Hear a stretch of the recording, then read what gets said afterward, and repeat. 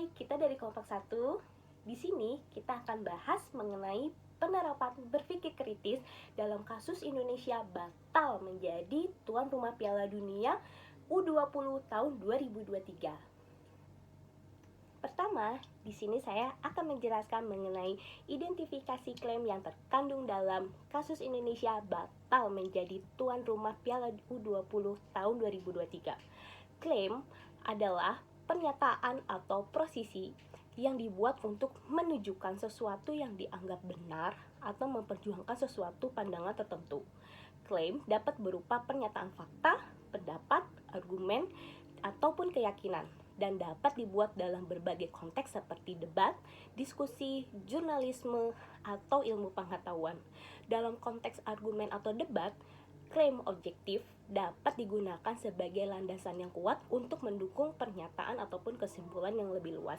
Sementara itu, klaim subjektif dapat digunakan untuk memberikan wawasan dan perspektif yang pribadi, tetapi tidak dalam diandalkan sebagai dasar untuk pernyataan atau kesimpulan yang lebih luas. Nah, di sini saya akan menjelaskan dua klaim yang terdapat dalam kasus ini, yaitu klaim objektif. FIFA resmi mengumumkan Indonesia dicoret dari status tuan rumah setelah Ketua Umum PSSI Erick Thohir dan juga Presiden FIFA Gianni Infantino bertemu di Doha, Qatar. FIFA kukuh terhadap prinsip menolak diskriminasi kepada timnas Israel U20. Untuk klaim subjektif, Indonesia dianggap tidak bisa memberikan jaminan keamanan kepada Israel sebagai peserta. Perkenalkan, nama saya Adriani Ajeng. Di sini saya akan mengidentifikasi dan menganalisis kasus batalnya Piala Dunia U20 tahun 2023 di Indonesia. Identifikasi kasus ini ialah tentang pembatalan Indonesia sebagai penyelenggara Piala Dunia U20 tahun 2023 oleh FIFA dikarenakan kondisi terkini di Indonesia. Beberapa kepala daerah termasuk Gubernur Bali, Iwayan Koster, dan Gubernur Jawa Tengah, Ganjar Pranowo, menolak keikutsertaan timnas Israel U20 di turnamen tersebut, yang dianggap oleh sebagian pihak sebagai intervensi politik.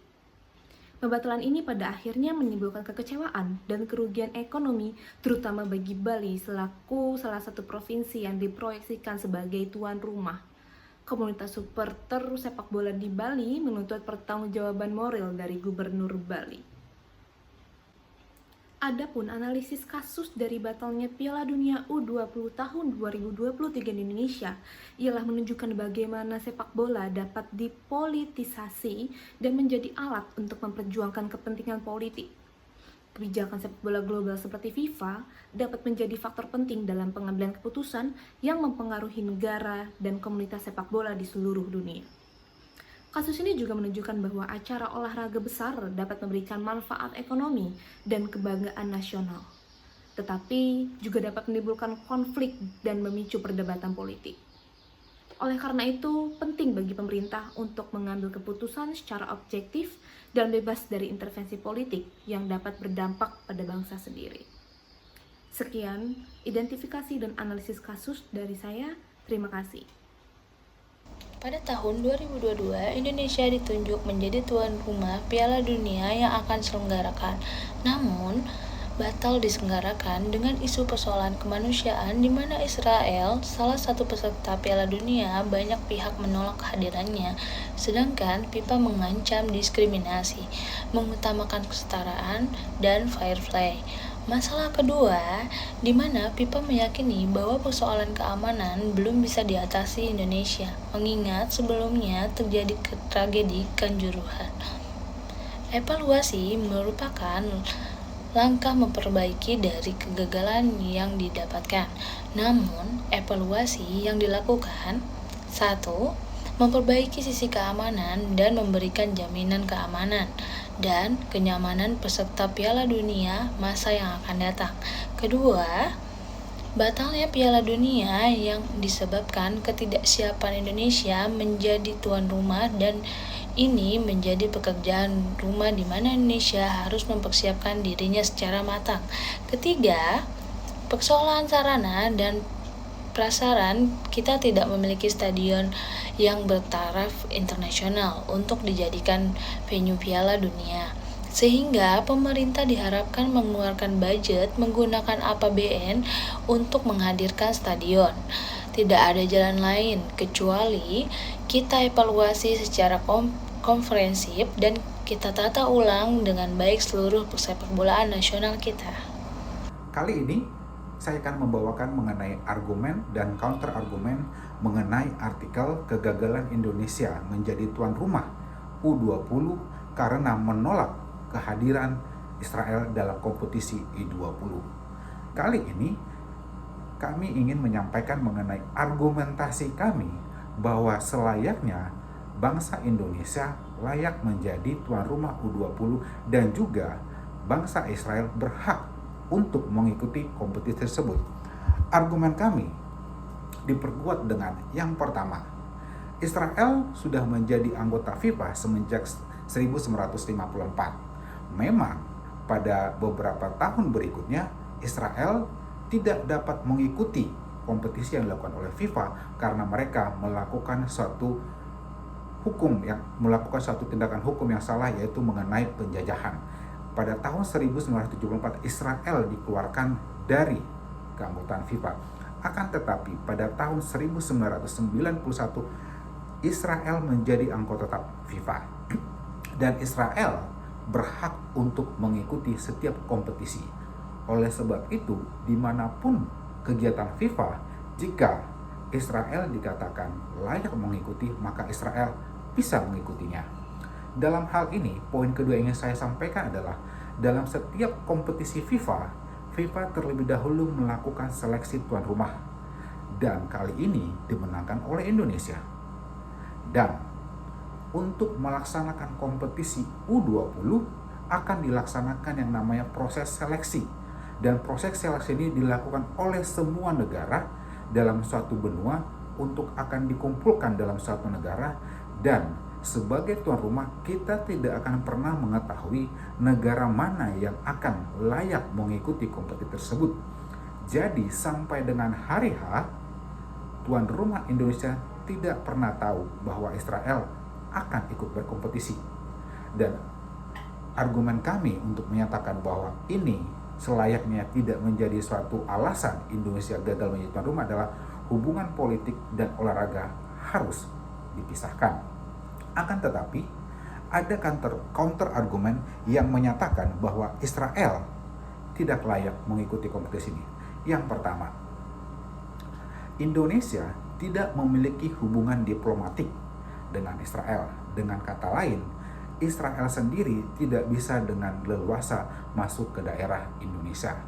Yang kedua, Indonesia dan Palestina memiliki keikatan atau solidaritas yang tinggi karena Indonesia sendiri adalah negara Muslim terbesar di dunia.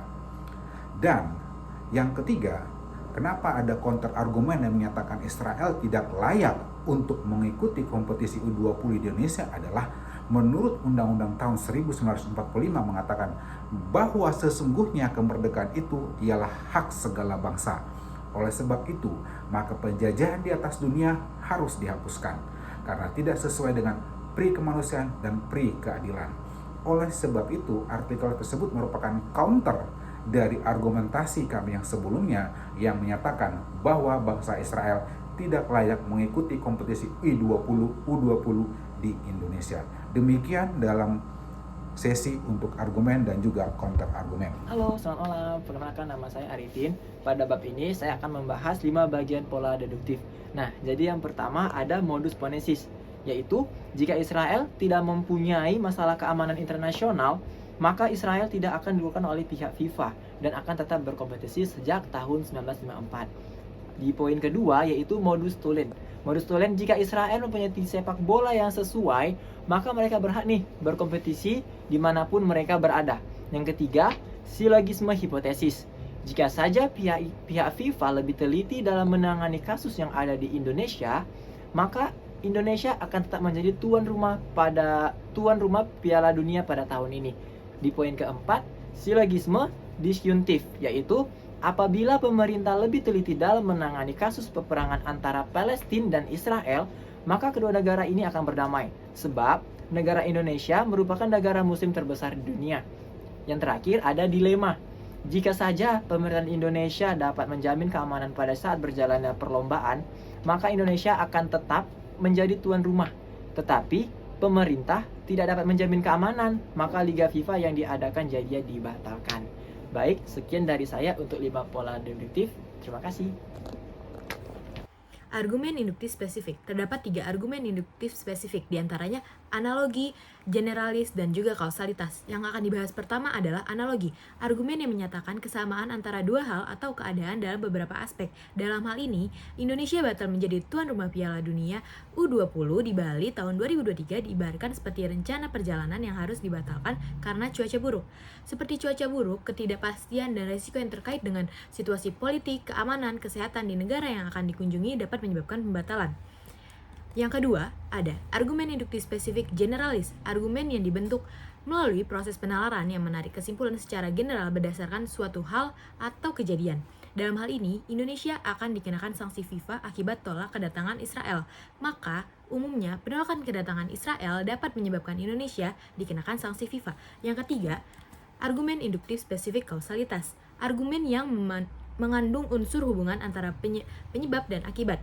Akibat faktor intervensi atau penolakan terhadap kehadiran timnas Israel dan faktor keamanan di Indonesia, maka FIFA membatalkan Indonesia menjadi tuan rumah Piala Dunia U20 di tahun 2023. Baik, saya Esther Gratia akan melanjutkan hasil analisis pada kesesatan berpikir secara informal di dalam kasus batalnya Indonesia menjadi tuan rumah Piala Dunia U20. Di dalam kasus ini terdapat 3 kesesatan berpikir secara informal, yakni yang pertama, argumentum et populum.